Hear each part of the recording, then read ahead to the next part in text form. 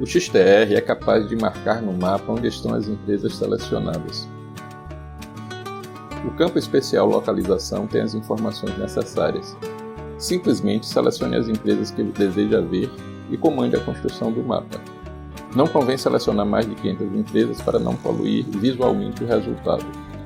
Para ver, por exemplo, onde estão as agências de viagens ativas existentes na Avenida Paulista em São Paulo, crie um filtro com este critério de seleção e acione o botão Mapa. Outra opção é criar rapidamente a visão contendo as empresas selecionadas que estão a uma determinada distância em torno de um ponto de referência. É simples. Crie um filtro especial com o campo Localização e a operação está próximo de. Acione no construtor de filtros o botão esquerdo do mouse sobre o ícone do mapa.